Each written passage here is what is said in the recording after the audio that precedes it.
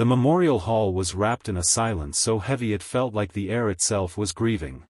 Rows of black-draped chairs stretched toward the podium, every seat filled with mourners dressed in dark suits and somber dresses.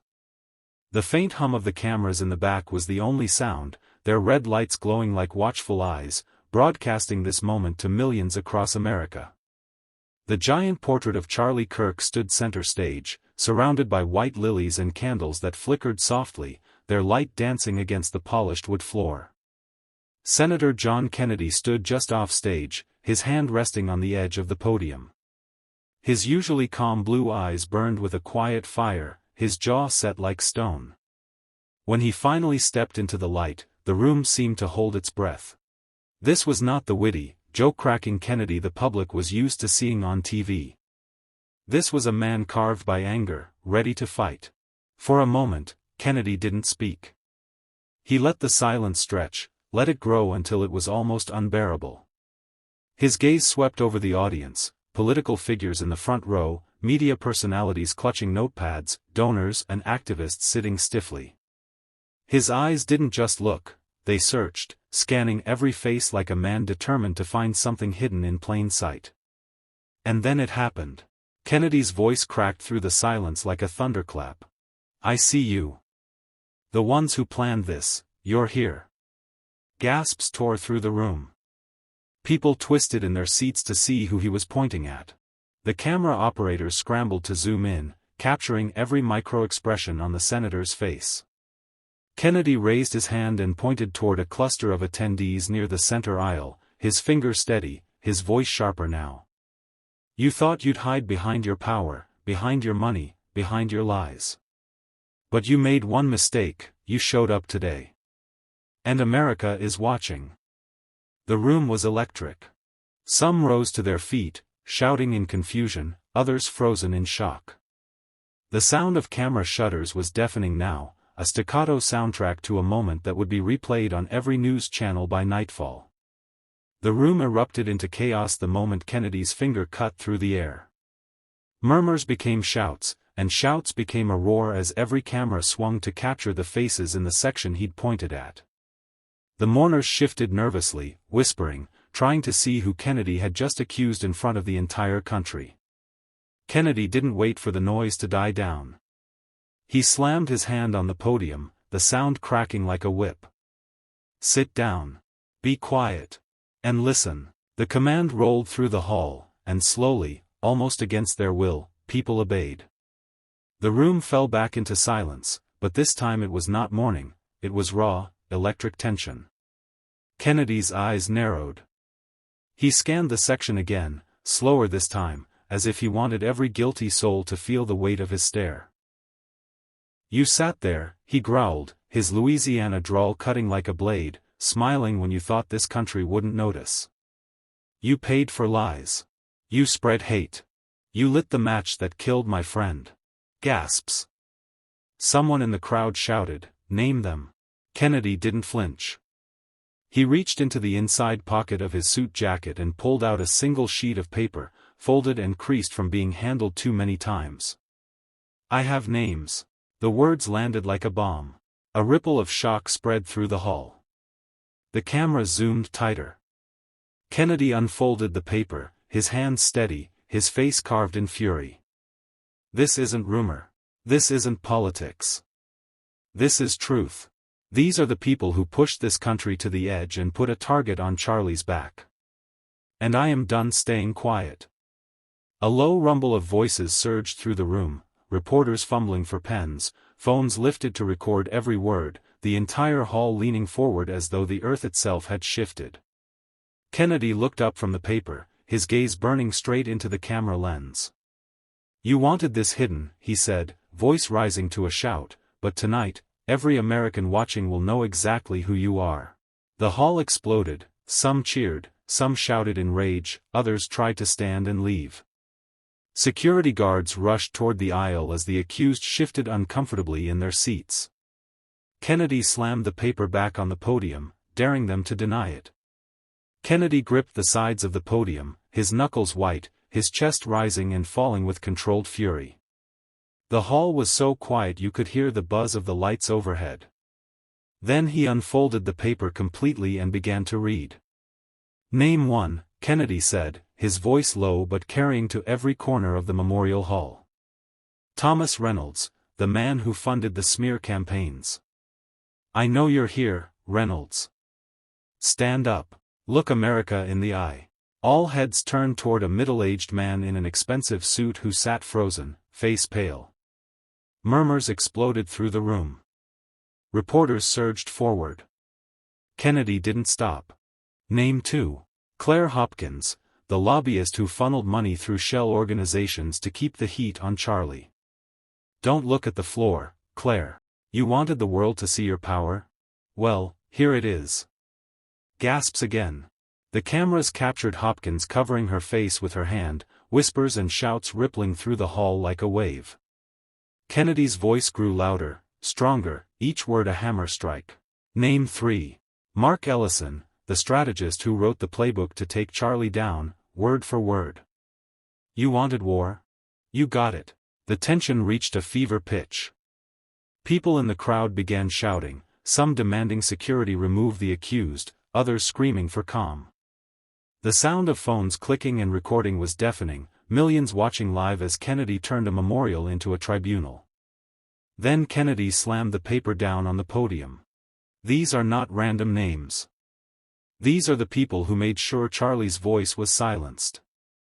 But I promise you, and I promise every American watching, they will not walk away from this. Not this time."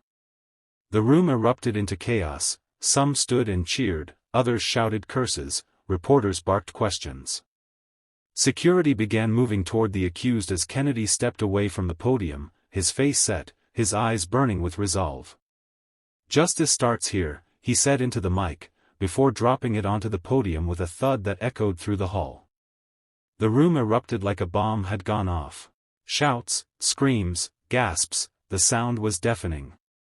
People leapt to their feet, some cheering Kennedy's courage, others shouting in panic. The accused tried to slip toward the exits, but the swarm of cameras and reporters blocked their path. Security guards rushed into the aisle, their radios crackling, unsure whether to remove the named individuals or protect them. Kennedy didn't step back. He leaned forward into the microphone, his voice cutting through the chaos like a knife. "Don't you dare walk out," he barked, his southern drawl sharp and commanding. "The people of this country have buried too many of their heroes because of cowards like you. Not this time. Not while I'm standing here." The hall went quiet again for a moment, not peaceful, but stunned. The accused froze, halfway to the doors. Kennedy's finger pointed at them one by one, his face carved in fury. "You wanted to hide behind lawyers, behind politics, behind spin rooms and press releases. But you made one mistake, you came here to celebrate your own victory. You thought this was over. But it's just starting." The crowd roared again, this time louder. Phones went up, live streams buzzed as millions watched Kennedy transform a memorial service into a reckoning. Reporters shouted questions over one another. "Senator, what evidence do you have? Are you accusing them of murder? Will you take this to the Justice Department?" Kennedy held up the paper again, shaking it like a verdict. "This isn't just a list of names. This is evidence. Bank records. Communications. Meetings that led to this very day. And every word, every number, every signature is going public tonight." A cheer erupted from the back of the hall, followed by another, until half the room was on its feet, clapping, shouting, chanting Charlie's name. The accused sat back down, trapped by the crowd, sweat glistening on their foreheads. Kennedy didn't smile, his face was steel. "Justice begins here," he said again, louder this time, his voice shaking the walls. "And if anyone thinks they can silence me next, they better be ready for the fight of their life." Chaos was now total. Security swarmed the room, forming a barrier between the accused and the furious crowd. Reporters shouted questions into the air, some standing on chairs to get a better angle. The live broadcast screens across the country flickered as network producers debated whether to cut the feed, but the ratings were too good. No one dared pull the plug. Kennedy stayed at the podium, his voice the only anchor in the storm. "Don't silence this broadcast," he warned, looking directly into the nearest camera. "The American people have a right to know what happened to Charlie Kirk, and who profited from it." Two security officers approached the stage, one gesturing for Kennedy to step away from the mic. Kennedy didn't move. He leaned forward, gripping the podium with both hands. "No. I'm not done." The crowd cheered, the noise rattling the chandeliers overhead. The lead security officer looked uneasy, glancing toward the control booth for instructions. Kennedy seized the moment, his voice rising above the chaos. "I swore an oath to serve this country, not to protect the powerful from consequences. You want me off this stage? Fine. Drag me out. But I promise you, the second I leave, this evidence goes to every network, every paper, every phone in America." The room erupted into deafening applause. The accused shrank back in their seats, faces pale, sweat dripping. Kennedy turned his gaze toward them, his voice low now, every word deliberate. "You thought you could silence him. You thought you could silence me. But you can't silence the truth." He raised the paper one last time and slammed it down on the podium. "Tonight, America sees who you are. Tomorrow, we start taking you down, one by one." The hall shook with chants of "Justice! Justice!" Security hesitated, unsure whether to remove Kennedy or protect him from the surging crowd. The moment felt historic, a single man standing against the entire machine, refusing to be shut down. Kennedy finally stepped back from the mic, his face a mask of resolve. "This ends when justice is done. Not a minute sooner." By nightfall, the nation was on fire, not with riots, but with outrage, shock, and a hunger for answers. Every major news network replayed the footage of Kennedy's speech on a loop, his voice thundering through living rooms from New York to Los Angeles. The clip of him slamming the paper on the podium trended #1 on Twitter within an hour, with millions of shares, reactions, and hot takes flooding every social media platform. At Kennedy's Senate office in Baton Rouge, the phones rang non-stop. Staffers were swamped, fielding calls from reporters, governors, activists, and ordinary citizens who wanted to know what came next. Outside, a crowd gathered, holding candles and handmade signs that read "Justice for Charlie" and "We stand with Kennedy." News vans lined the street, cameras pointed at the entrance as if expecting the senator to emerge at any moment. Cable news split-screened live coverage, Kennedy's speech on one side, frantic panel debates on the other. Some commentators praised him as a patriot who had finally broken through the political theater to name names. Others warned that he had crossed a line, turning a memorial into a political spectacle. But no one could deny one fact: Kennedy had changed the conversation. In Washington, power brokers scrambled. The accused and their attorneys were seen leaving the memorial under heavy security, their faces pale and grim.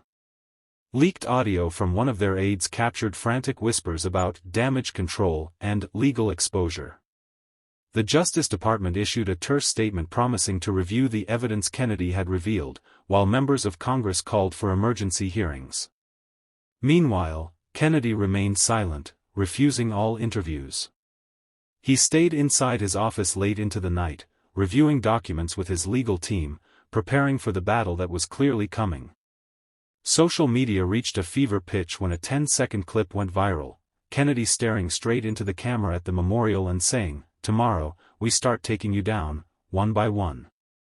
The clip was remixed, subtitled, turned into memes, and shared by celebrities and influencers who usually stayed far away from politics. By morning, it wasn't just a Louisiana story, it was the top headline in every paper in America. The next morning, the Capitol steps were packed with reporters, cameras, and protesters. A sea of microphones stretched toward the podium where Senator John Kennedy stood, flanked by aides and security. The air buzzed with anticipation, everyone knew this wasn't just another press conference. This was Judgment Day. Kennedy's expression was calm but unyielding. He held a thick leather folder in one hand, the same one that had been on the podium at the memorial. As the cameras went live, he opened it and placed it on the lectern with a deliberate thud. "Yesterday, I named names," Kennedy began, his Louisiana drawl steady and resolute. "Today, I deliver evidence." The crowd murmured, cameras clicked furiously. Kennedy pulled out a stack of documents, bank transfers, email records, meeting memos, and held them up for the press to see. "This folder contains proof that Charlie Kirk's death was not random, not senseless, not just a tragedy. It was planned, coordinated, and funded. And here," he tapped the folder, "are the signatures of the people who thought they'd get away with it." Gasps erupted from the press corps.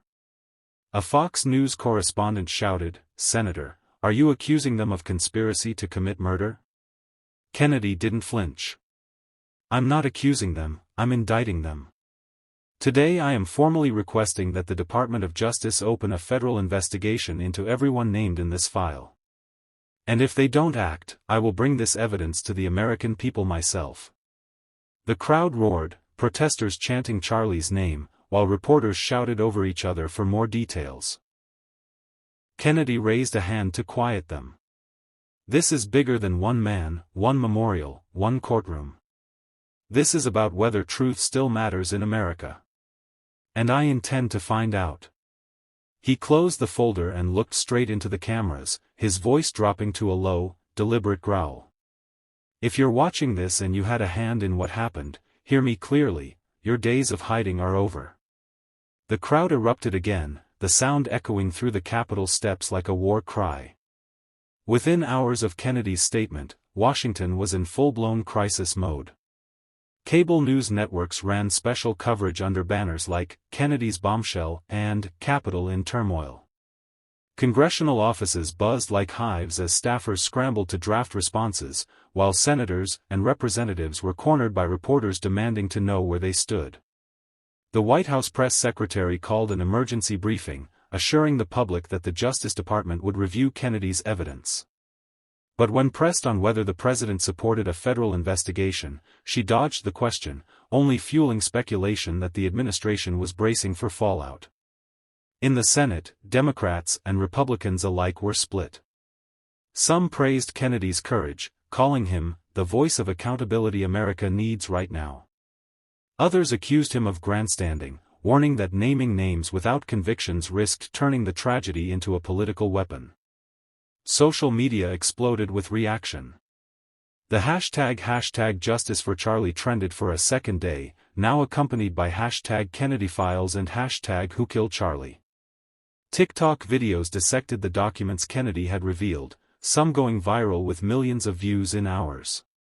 Influencers who normally stayed out of politics posted teary videos supporting Kennedy, saying he was finally standing up to the machine. Meanwhile, the accused individuals faced growing pressure.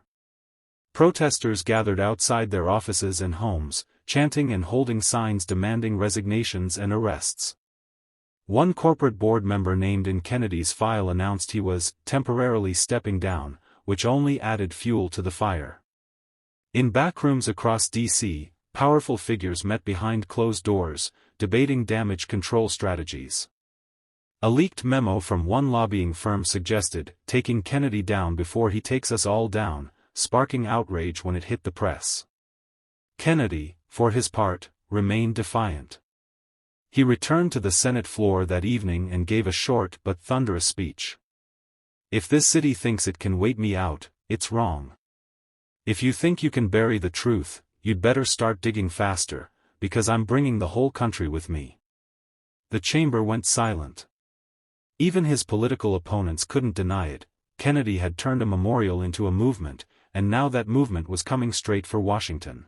By the third day, Kennedy's fight had turned into a national movement. Across the country, crowds filled public squares, courthouse steps, and state capitol lawns. Candlelight vigils for Charlie Kirk turned into roaring rallies, with speakers calling for arrests, reforms, and resignations. In New York, Thousands gathered in Times Square holding massive screens playing Kennedy's speech on a loop. In Texas, truckers formed a convoy honking in solidarity, their rigs flying flags that read, "Justice for Charlie." Hashtags like #KennedyForTruth and #DrainTheSwamp 2.0 trended globally, with even international news outlets covering the story. Pressure on Washington mounted to unbearable levels. Members of Congress received tens of thousands of calls from constituents demanding action. Some politicians who had stayed quiet began to publicly back Kennedy, sensing the political tide turning. Governors from several states issued joint statements urging the federal government to act.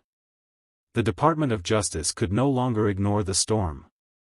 Late that afternoon, the Attorney General appeared on live television and announced the opening of a formal federal investigation into the individuals named in Kennedy's evidence file. The announcement sent shockwaves across the country.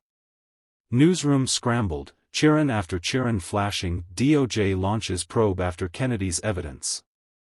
Pundits debated whether this was the beginning of a historic reckoning or the start of a dangerous new precedent. But for millions watching at home, it felt like vindication. Back in Baton Rouge, Kennedy stepped outside his office to address a crowd of supporters chanting his name. Cameras from every major network were there to capture it. "This is not just about justice for Charlie Kirk," Kennedy said, his voice carrying over the roar of the crowd. "This is about every American who's ever been told the powerful get to play by different rules. Not anymore." The crowd erupted, chanting, "USA! USA!" as Kennedy raised his hand like a general leading troops into battle. The moment went viral within minutes, clips shared with captions like, "History is happening." The sun had barely risen when the news broke. Federal agents had made the first arrests. Live footage showed black SUVs pulling up to a gated estate in Virginia. Moments later, two men in suits were led out in handcuffs, faces grim, cameras flashing like a thunderstorm. Across the country, televisions blared the headline. "DOJ executes warrants, first suspects in Charlie Kirk case detained." By noon, 3 more arrests followed, including a well-known lobbyist and a corporate executive tied to the leaked bank records Kennedy had revealed. Social media erupted with celebration. Videos of people cheering in bars, schools, and even airports went viral. The chant, "Justice for Charlie," became the soundtrack of the day. On Capitol Hill, Kennedy stood before a massive crowd gathered on the steps, every major network broadcasting live. He didn't raise his voice at first, he didn't have to. The nation was listening. "Today, justice knocked on the door of those who thought they were untouchable," Kennedy said, holding up a copy of the DOJ press release. "And tomorrow, it will knock again. And again. Until every last person who had a hand in this is held accountable." The crowd thundered with applause, waving flags, chanting his name. Some held up signs reading, "Kennedy 2028, others simply shouted, "We believe." Kennedy's face softened just slightly as he looked into the cameras. "Charlie's not here to see this, but America is," he said, his voice catching for the briefest moment. "This isn't just a victory for one man's memory. This is a victory for truth, for justice, and for every American who refuses to be silent." He raised his hand in a final salute before stepping down from the podium. The roar of the crowd was deafening, echoing down the National Mall like a battle cry. That night, anchors on every major network declared it: Senator John Kennedy had turned a tragedy into a national reckoning, and changed the political landscape forever. My friends, what we saw wasn't just justice for Charlie, it was proof that truth still has power. Don't let anyone tell you the fight is over. Keep asking questions, keep demanding answers, and keep standing for what's right. Because when ordinary Americans refuse to stay silent, we can shake the halls of power and change the course of history.